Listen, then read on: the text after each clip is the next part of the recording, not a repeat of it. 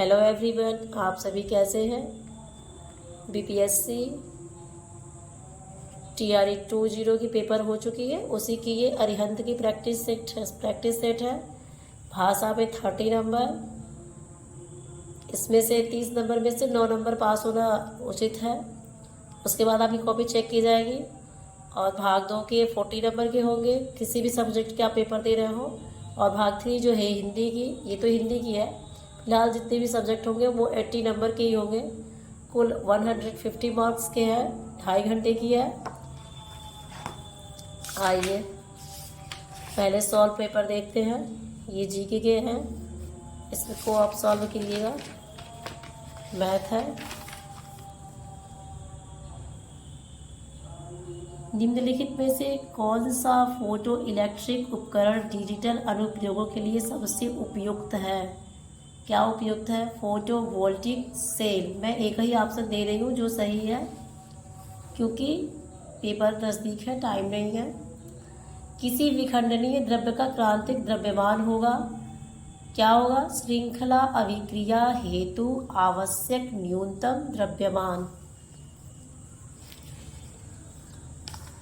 फलों को जबरदस्ती पकाने के लिए निम्नलिखित में से किस गैस का उपयोग किया जाता है? एथिलीन। ये मोस्ट इम्पॉर्टेंट क्वेश्चन है। ये सारे एग्जाम्स में 1 नंबर के क्वेश्चन तो आ ही जाते हैं। निम्न में से किसकी ऑक्टेन संख्या 0 है? इन 5 में से कोई नहीं। अभी तक 4 ही ऑप्शन आते थे, लेकिन अब से जो है, जब से बिहार के पेपर हो रहे हैं तो सारे इसे बिहार में जितने भी हैं सब ये ऑप्शन दे रहा है। एक तो पहला इसमें क्या है कि उपयुक्त में से एक से अधिक, और दूसरा है उपयुक्त में से कोई नहीं। इन्हीं ऑप्शंस में बच्चों के क्वेश्चन ज़्यादा गलत हो रहे हैं, इसलिए आप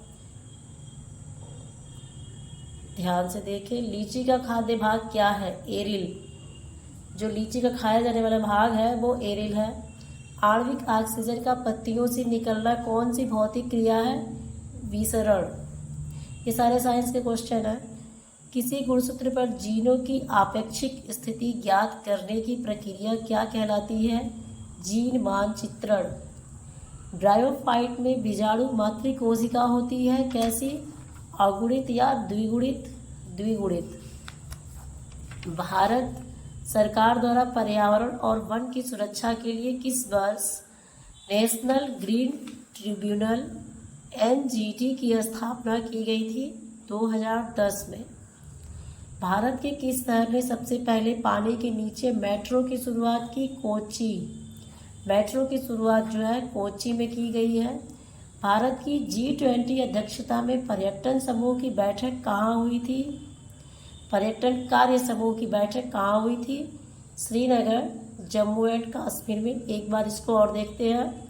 भारत की G20 अध्यक्षता में पर्यटन कार्य समूह की बैठक श्रीनगर, जम्मू कश्मीर में हुई थी। सॉल्व पेपर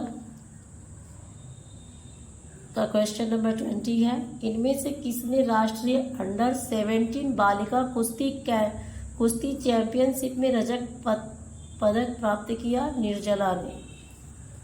उपन्यास टॉम्ब ऑफ सैंड के अंतर्राष्ट्रीय बुकर पुरस्कार 2022 किसने जीता है? गीतांजलि श्री और डेजी रॉकवेल।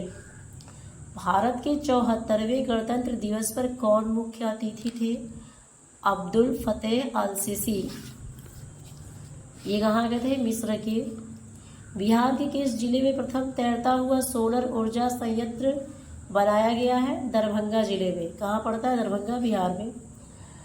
बिहार में निम्नलिखित में से किसे जीआई टैग मिला है? मगही पान को। इस बार मगही पान को मिला। कह रहा है कि इसको मैच कीजिए। 4 कंकर, कायल, मांड, पंजाब का मैदान। तो ये दूसरा सही है, तो आप इसको मैच कर लीजिए। ए का 2 से। 4 कहाँ है? डेल्टा। बी का 3 से। ये कंकर कहाँ है? बांगर। ये कंकर कहाँ है? बांगर में। और ये कायल जो है तटीय मैदान में है, और ये मांड जो है पंजाब का मैदान है। निम्नलिखित में से कौन सी सहायक नदी ब्रह्मपुत्र से उत्तर दिशा में नहीं मिलती है? सुबनसिरी, बेलसिरी, मानस। उपयुक्त में से अधिक कोई भी नहीं, ये होगा कोई भी नहीं। लिखापानी हिमनद भारत में निम्नलिखित में से किस राज्य में स्थित है? तो अरुणाचल प्रदेश में लिखापानी हिमनद। मगध एवं अंग का मैदान किसका हिस्सा है? मध्य गंगा का मैदान। कन्फर्म हुआ। जलप्रपात और नदी के निम्नलिखित जोड़ों में से कौन सा जोड़ा सुमेलित नहीं है? अब इसमें आपको देखना पड़ेगा जोग सरावती, धुआंधार गोदावरी, कपिलधारा कावेरी। तो इसमें होगा उपयुक्त में एक से अधिक। कह रहा है कि भारत के दक्षिण बंदरगाहों को उत्तर से दक्षिण दिशा में व्यवस्थित कीजिए। उत्तर से दक्षिण दिशा की तरफ जाना है तो सबसे पहले विशाखापत्तनम, फिर काकीनाडा, फिर मछलीपट्टनम, फिर नागपट्टिनम। तो ऐसे इनको उत्तर से दक्षिण दिशा की तरफ करेंगे।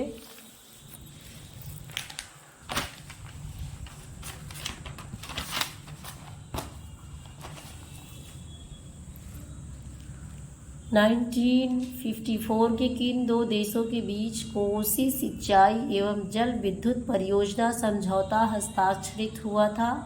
भारतवर्ष और नेपाल। हेलो, क्लियर हुआ? आइए क्वेश्चन नंबर 32। RL सिंह के वर्गीकरण स्कीम के अनुसार बिहार किस प्रकार का जलवायु प्रदेश में आता है? तो बिहार जो है किस प्रकार के जलवायु प्रदेश में आता है? उपाद्र संक्रमणकालीन। भारतीय राष्ट्रीय कांग्रेस के किस अधिवेशन में पूर्ण स्वराज का सिद्धांत गृहीत हुआ था? लाहौर अधिवेशन 1929 में। लाहौर अधिवेशन कब हुआ था? 1929 में। पंजाब में कूका आंदोलन का प्रारंभिक उद्देश्य क्या था? सिख धर्म को परिष्कृत करना। ये कूका आंदोलन किससे संबंधित था? सिख धर्मों के परिष्कृत करने से। 1857 के विद्रोह को किसके द्वारा प्रथम भारतीय स्वतंत्रता संग्राम के रूप में वर्णित किया गया था? वीडी सावरकर। क्लियर हुआ? भारतीय किसानों के इतिहास में संगठित असहयोग का प्रथम उदाहरण कहाँ गठित हुआ था? बिहार और बंगाल प्रेसिडेंसी। वर्ष 1946 में बनी अंतरिम सरकार में डॉक्टर राजेंद्र प्रसाद के पास कौन सा विभाग था?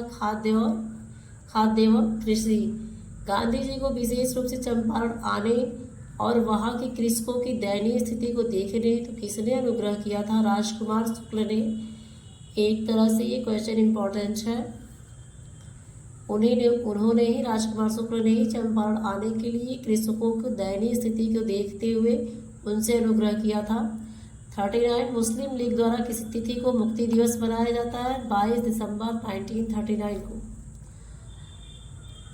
नेशनल कॉलेज और बिहार विद्यापीठ का शिलान्यास किसने किया था? महात्मा गांधी। बिहार विद्यापीठ और नेशनल कॉलेज की स्थापना। अभी तो वो पार्ट वन था क्या? सामान्य ज्ञान था। और पार्ट 2 जो है हिंदी है 41 से। राजस्थानी भाषा का उद्भव अपभ्रंश के किस क्षेत्रीय रूप से हुआ है? सौरसैनी अपभ्रंश। राजभाषा आयोग के प्रथम अध्यक्ष कौन थे? बीजी खेर।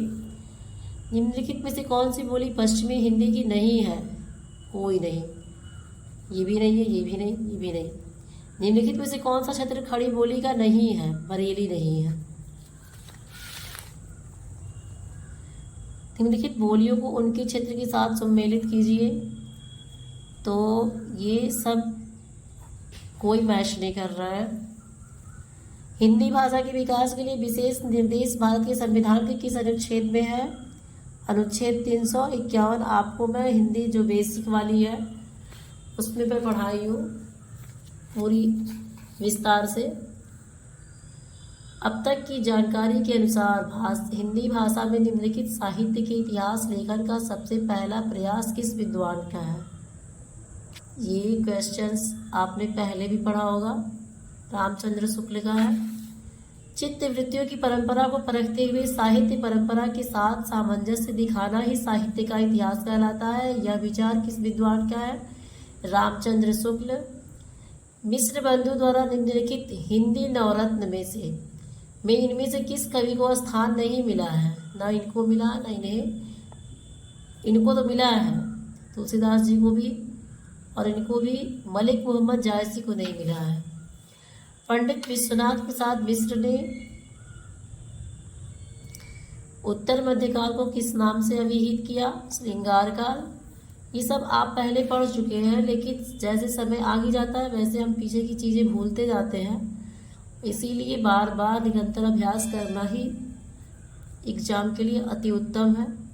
भारतीय पत्रकारिता का पितामह किसे माना जाता है? गणेश शंकर विद्यार्थी को पत्रकारिता का पितामह है वो। तात्पर्य यह है कि छायावाद जिस अक्षांश का परिणाम था उसका लक्ष्य केवल अभिव्यंजना की रोचक प्रणाली का विकास था। छायावाद के संबंध में यह विचार किस विद्वान का है? रामचंद्र शुक्ल। इनमें से किस जैन कवि को अपभ्रंश का वाल्मीकि कहा जाता है? स्वयंभू। ये टीजीटी पीजीटी में आई हुई क्वेश्चंस हैं 2013-16 में। निम्नलिखित दार्शनिक मतों को उनकी प्रवर्तक आचार्यों के साथ सम्मिलित कीजिए, सही कूट का चयन करिए। ये किसी से कोई मैच नहीं हो रहा है। प्रगतिवाद केवल साम्यवादी मार्ग को ही अपनाने के लिए विवश है, जबकि प्रगतिशील किसी भी वाद विशेष से आबद्ध नहीं होता। यह विचार किस विद्वान का है? गणपति चंद्र गुप्त जी कहते हैं।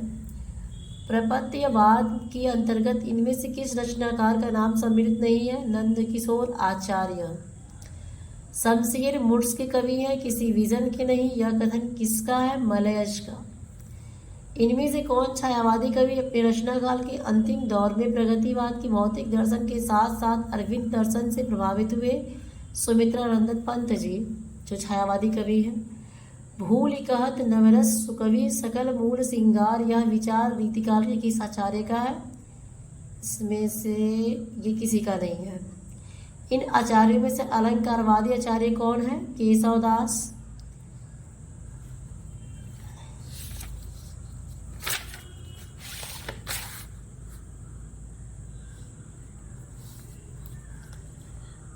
इनमें से कौन मनोवैज्ञानिक उपन्यासकार नहीं है? जयेंद्र भी हैं, इलाचंद्र जोशी भी हैं, यशपाल नहीं है। प्रेमचंद के किस उपन्यास में विधवा समस्या है? गबन, गोदान, रंगभूमि, उनकी सारे उपन्यासों में विधवा समस्या होती है, इसलिए उपयुक्त में एक से अधिक है। जयशंकर प्रसाद के किस नाटक में तलाक और पुनर्विवाह की समस्या है? ध्रुव स्वामिनी में। आधुनिक काल में गद्य का व्यवहार और सबसे प्रधान घटना है। यह कथन किसका है? रामचंद्र शुक्ल जी का। कालिदास के शकुंतला के नाटक का खड़ी बोली में अनुवाद किसने किया? राजा लक्ष्मण सिंह। मोहन राकेश के किस नाटक में टूटते पारिवारिक मूल्यों का चित्रण है? लहरों के राजहंस, इसमें भी नहीं है। पैर तले जमीन, इसकी भी नहीं है। आषाढ़ एक दिन, ये भी नहीं है। कोई नहीं है। कौमुदी महोत्सव एकांकी किस सम्राट के काल को चित्रित करती है? सम्राट चंद्रगुप्त। कौमुदी महोत्सव उन्हीं की एकांकी है। इनमें से कौन प्रगतिवादी परंपरा का कहानीकार नहीं है? इलाचंद्र जोशी। जिंदगी और गुलाब के फूल, यह प्रसिद्ध कहानी संकलन किसका है? किसी का नहीं है। पंडित प्रताप नारायण मिश्र और बालकृष्ण भट्ट ने हिंदी गद्य साहित्य में वही काम किया जो अंग्रेजी में एडिसन और स्टील ने किया। यह विचार किसका है? रामचंद्र शुक्ल का। निर्वैयक्तिकता का सिद्धांत किसका है? अरस्तु का। साहित्य का उद्देश्य विवेचन किसे माना? अरस्तु जी ने। भरत मुनि ने रससूत्र की अनुमतिवाद पर आश्रित व्याख्या किस आचार्य की है? इन तीनों में से किसी की नहीं है।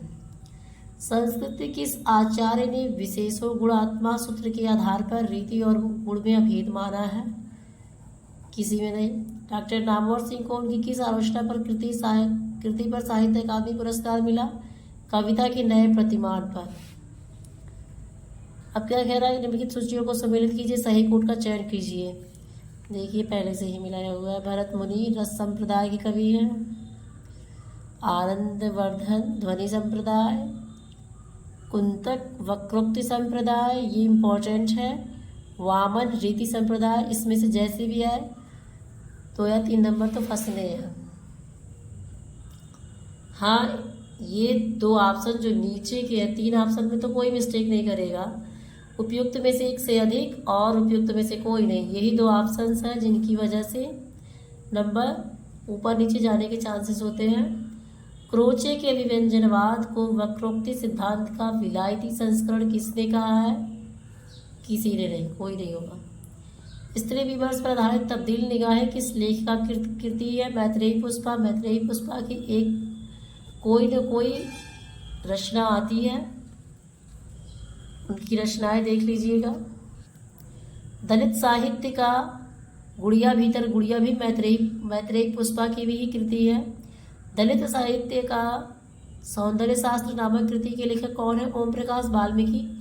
आदिवासी विमर्श पर आधारित आदिवासियों का संसार नामक पुस्तक के लेखक, इसमें से कोई नहीं है। संदेश यहाँ मैं नहीं स्वर्ग का लाया, इस भूतल को ही स्वर्ग बनाने आया, इसमें भी कोई नहीं है।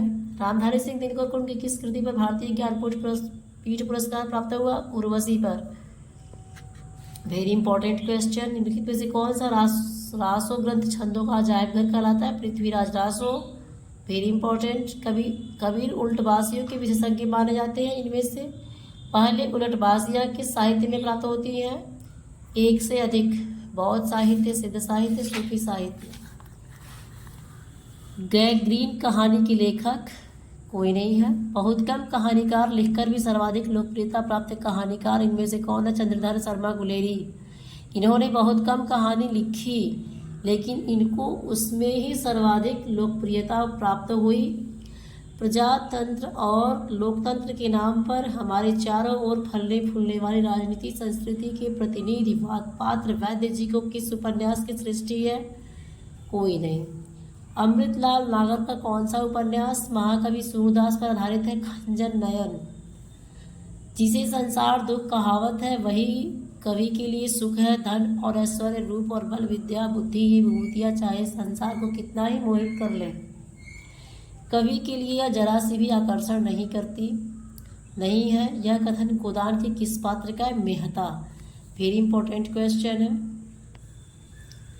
देवसेना जयशंकर प्रसाद के किस नाटक की पात्र है? स्कंदगुप्त। लघु मानव की महत्ता को किसने प्रतिपादित किया? विजय देव नारायण शाही। किस लेखक ने निबंध ललित निबंध का विद्या के प्रस्थान बिंदु बने? हरि प्रसाद द्विवेदी।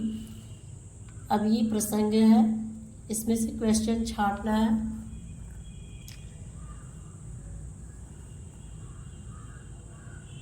ये आप कर ही लेंगे।